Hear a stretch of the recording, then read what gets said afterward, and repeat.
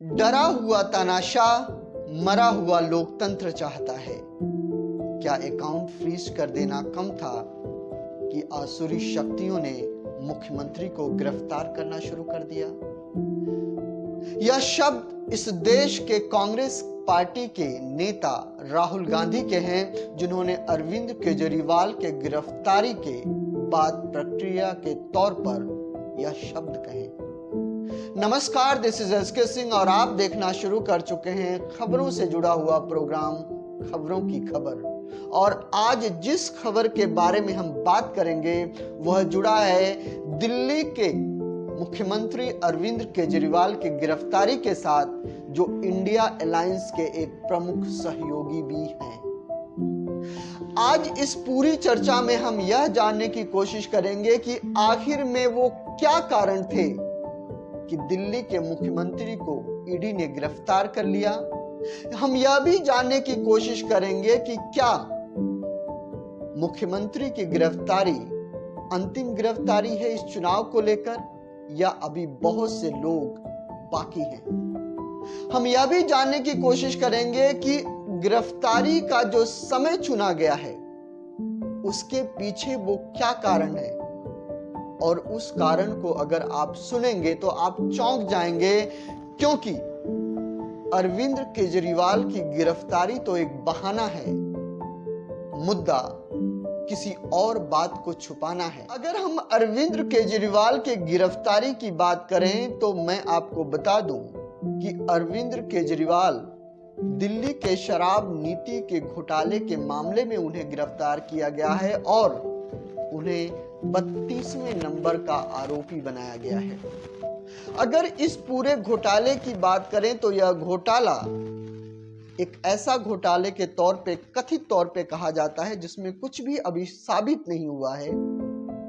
सत्ता पक्ष और ईडी का यह कहना है कि इस घोटाले में, यानी इस शराबी नीति को लागू करने में 2873 करोड़ रुपए का नुकसान सरकार को हुआ है। और बात यहीं पे खत्म नहीं होती। इस घोटाले में यह भी आरोप है कि दिल्ली की सरकार ने 136 करोड़ रुपए दक्षिण भारत के शराब कारोबारियों को माफ किए हैं और इसके बदले में लगभग 100 करोड़ रुपए घूस के तौर पर लिए गए हैं। यह आंकड़ा और इस पूरे आरोप में आम आदमी पार्टी के प्रमुख नेता, जो सांसद भी हैं, संजय सिंह, मनीष सिसोदिया जो दिल्ली सरकार में डिप्टी सीएम के पद पर थे, और दिल्ली के स्वास्थ्य मंत्री सत्येंद्र जैन ऑलरेडी इस मामले में जो है कि वो जेल की सजा काट रहे हैं और उस घोटाले की सजा में उनको जेल हो रखी है। मैं आपको बता दूं कि यह जेल कोई अभी कोर्ट ने कोई आदेश नहीं दिया, कोई फैसला नहीं सुनाया है। यह जेल सिर्फ पूछताछ के लिए हो रखी है और इसी मामले में 14 और आरोपियों को अलग अलग समय तक जेल हो चुकी है, जो कि आम आदमी पार्टी के विधायक, पार्षद और इस तरीके से पदाधिकारियों के तौर पे जुड़े हुए हैं। और इसी सिलसिले में 32वें नंबर पर आम आदमी प्रमुख अरविंद केजरीवाल की भी गिरफ्तारी जो है कि वो हुई है। इससे पहले 9 समन ऑलरेडी पहले ही अरविंद केजरीवाल को दे दिए गए थे,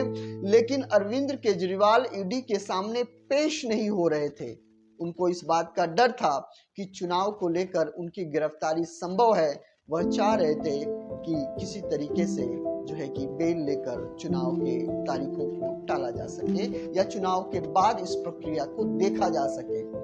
लेकिन उनकी गिरफ्तारी हो गई है। अब सबसे बड़ा सवाल यह है कि आखिर में चुनाव से 1 महीने पहले ही अरविंद केजरीवाल की गिरफ्तारी क्यों हुई है? आपको पता होगा कि इंडिया अलायंस में अरविंद केजरीवाल एक प्रमुख सहयोगी हैं, और अगर पंजाब के लोकसभा सीटों को ले लो, दिल्ली के लोकसभा सीटों को ले लो, या जो अन्य राज्य हैं वहां पे भी अरविंद केजरीवाल और आम आदमी पार्टी के वोटर्स हैं और कहीं ना कहीं वो 2024 के लोकसभा चुनाव को प्रभावित करने की क्षमता रखते हैं। एक बात मैं और कह दूं कि आम आदमी पार्टी के जो नेता अरविंद केजरीवाल हैं वो सीधे तौर पर नरेंद्र मोदी की सत्ता को चुनौती देते आए हैं। वह उन मुद्दों को अपने सिंपल भाषा में जिस तरीके से उठाते हैं, इस देश की जनता उस पर विश्वास भी करती है, क्योंकि आम आदमी पार्टी एक ऐसी पार्टी है जो अन्ना आंदोलन से निकली है और जो भ्रष्टाचार के खिलाफ ही उसकी मुहिम थी। और आम आदमी पार्टी ने राजनीति में पढ़े लिखे लोगों को, समझदार लोगों को इंट्रोड्यूस करना शुरू किया और इस देश के पढ़े लिखे युवा जो समझ रखते हैं देश की राजनीति की और उससे जुड़े हुए अपने भविष्य की, वो कहीं ना कहीं आम आदमी पार्टी को सपोर्ट करते हैं, उसकी विचारधारा को सपोर्ट करते हैं। अगर आप जल्दी ही CAA के कानून को देखें तो अब तक की जितनी बहसें चल रही थी इस कानून को लेकर, उसमें विपक्ष कहीं भी दिखाई नहीं दे रहा था। लेकिन जिस तरीके से आम आदमी पार्टी के नेता ने उसके रिजल्ट इस देश पे कैसे नुकसान पहुंचाने वाला है, चाहे वो एम्प्लॉयमेंट को ले लो या बाहरी ताकतों को देश के अंदर उनकी भागीदारी को ले लो, इस देश ने आम आदमी पार्टी और अरविंद केजरीवाल के उन स्पीच से अपने आप को रिलेट किया। लेकिन आप देखेंगे कि ठीक चुनाव से 1 महीने पहले यह गिरफ्तारी पहले भी हो सकती थी, लेकिन इसकी जरूरत अभी क्यों पड़ी? इसका एक दूसरा कारण यह भी है, वह है चुनावी चंदे का खेल। पहले तो सरकार और CBI यह चाहती रही कि चुनावी चंदे का खेल अभी डिस्क्लोज ना हो। बेशक उसको एक असंवैधानिक घोषित कर दिया गया है, इसका जो डिस्क्लोजर है वो चुनाव के बाद हो, क्योंकि यह डिस्क्लोजर सीधे सीधे नरेंद्र मोदी पर भ्रष्टाचार का आरोप लगाता है या उसकी तरफ संकेत करता है। और इस मुद्दे को लेकर अरविंद केजरीवाल और उनकी पार्टी कहीं ना कहीं सड़क पे दिखाई दे रही थी। तो इस पूरे खबर को दबाने के लिए, क्योंकि जैसे ही चंदे का पूरा डिटेल आया है, किस तरीके से कॉरपोरेट घरानों, मोदी सरकार, ED के छापे, उसके बाद किस तरीके से चंदे का आना और सबसे ज्यादा चंदा बीजेपी को मिलना, ये सारी चीजें जो रिलेट कर रही थी, इस रिलेशन से कहीं ना कहीं देश की सत्ता नरेंद्र मोदी और अमित शाह को पर यह सीधा सीधा जो है कि वो संकेत कर रही थी कि कहीं ना कहीं देश को लूटने का काम किया जा रहा है और इस देश में एक अलग तरीके के भ्रष्टाचार की व्यवस्था बनाई जा रही है। तो इस पूरे खबर को छुपाने के लिए, क्योंकि आप देखेंगे कि कैसे 3-4 दिनों से यह खबर बड़ी प्रमुखता से मीडिया का हिस्सा बनी हुई है, इस देश का हिस्सा बनी हुई है, और जिस तरीके से SBI ने जो पूरी डिटेल सुप्रीम कोर्ट को दी है या चुनाव आयोग को दी है, उसके बाद एक भूचाल आना जो है कि वो संभव था। उससे पहले ही अरविंद केजरीवाल की गिरफ्तारी को करके इस पूरे खबर को, इस पूरे मामले को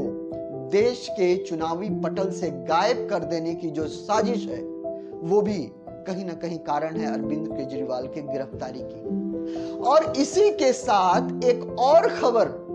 जिस पे शायद ही आपका ध्यान गया होगा, क्योंकि मीडिया इसको उठाती नहीं है, आपको जल्दी कहीं देखने को मिलेगा नहीं, अगर कहीं देखने को भी मिलेगा तो बहुत छोटे से रूप में जो है कि देखने को मिलेगा,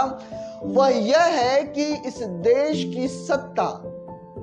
बीजेपी सरकार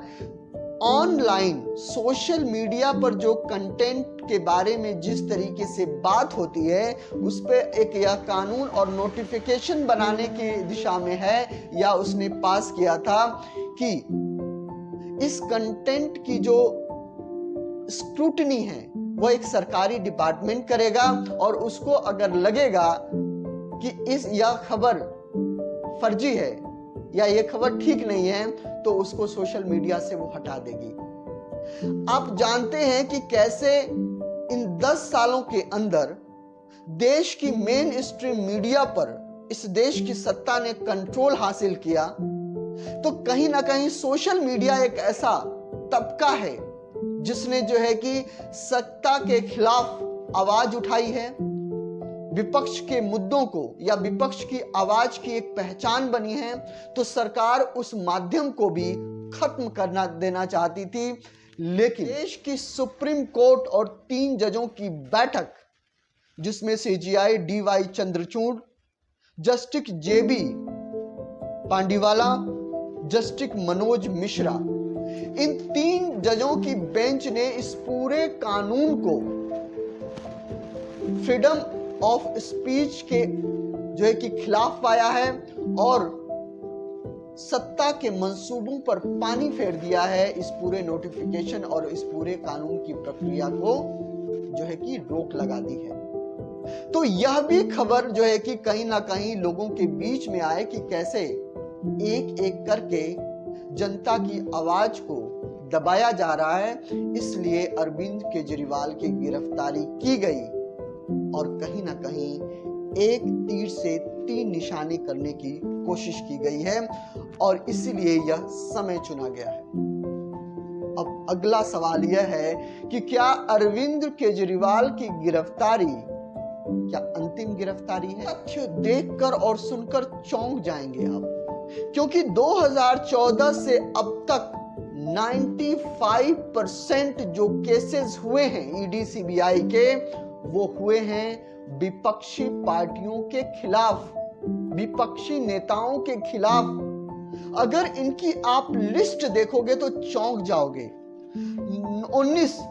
सबसे पहले अगर कांग्रेस की बात की जाए तो कांग्रेस के 24 नेताओं के खिलाफ ईडी की अपनी कार्रवाई चल रही है। राहुल गांधी भी है। एनसीपी के 11 नेताओं के खिलाफ यह कार्रवाई चल रही है, जिसकी पार्टी ऑलरेडी टूट चुकी है महाराष्ट्र में और जिसके नेता शरद पवार हैं। 19 टीएमसी के नेताओं के खिलाफ यह कार्रवाई चल रही है। तृणमूल कांग्रेस जो कि बंगाल में ममता बनर्जी जिसका रिप्रेजेंट कर रही हैं और जो नरेंद्र मोदी के खिलाफ हैं, और इसके साथ साथ 8 शिवसेना के, 6 डीएमके के, 5 राजद के, 5 बसपा के, 5 सपा के, 3 YRCP के, 2 CPL के, 2 NC के, 2 PDP जो कि एक जम्मू कश्मीर की पार्टी है उसके खिलाफ, 2 IND के और 1 मनसे को तो आप जानते ही होंगे, उद्धव ठाकरे के जो चचेरे भाई हैं उनकी जो पार्टी है उनके खिलाफ भी जो है कि ये केसेस चल रहे हैं। तो पूरा खेल आज का नहीं है, एक पूरा तंत्र बनाया गया है ईडी का कि किस तरीके से इन सारे नेताओं के खिलाफ कोई ना कोई आरोप लेकर जो है कि केस चल रहे हैं। जब जिसकी जरूरत होती है तब ईडी उसको गिरफ्तार कर लेती है, चाहे उसको तोड़ना हो, चाहे पार्टी को तोड़ना हो, चाहे चंदा लेने का सवाल हो, चाहे चुनाव में किसी तरीके की रणनीति का सवाल हो। जो बीजेपी के चुनावी रणनीति में जिसकी जरूरत होती है वो जेल के अंदर होता है, जिसकी जरूरत होती है वो जेल के बाहर होता है, और जिसकी जरूरत होती है वो सिर्फ समन पे चल रहा होता है। शायद अरविंद केजरीवाल को इसी दिन के लिए बचा के रखा गया था कि कोई ऐसा मुद्दा आए जिसमें अरविंद केजरीवाल को गिरफ्तार करके उस मुद्दे को दबाया जाए, और यही खेल जो है कि वो हुआ है इस पूरे इलेक्शन से पहले। अभी जितने नेता हैं, क्योंकि दिल्ली की सत्ता किसी भी कीमत पे अपोजिशन को खड़ा नहीं होने देना चाहती, क्योंकि अपोजिशन के खड़ा होने का मतलब इस देश के उन कारपोरेट्स घरानों का संकट में आ जाना, खुद नरेंद्र मोदी और अमित शाह का संकट में आ जाना, क्योंकि जिस तरीके के दुश्मनी का माहौल राजनीति में उन्होंने बना दिया है,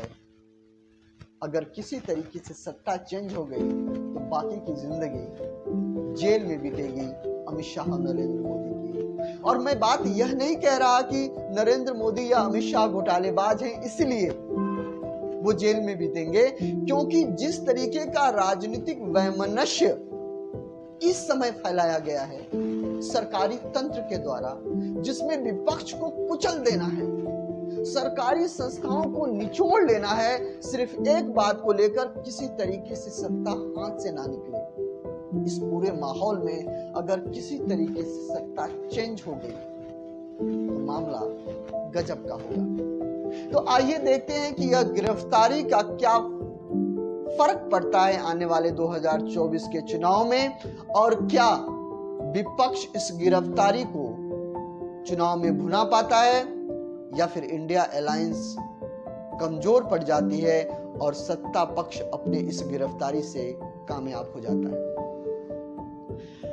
तो आपको यह प्रोग्राम कैसा लगा? अगर आप इस पूरे प्रोग्राम से में क्या राय रखते हैं, आप जो है कि कमेंट बॉक्स में लिख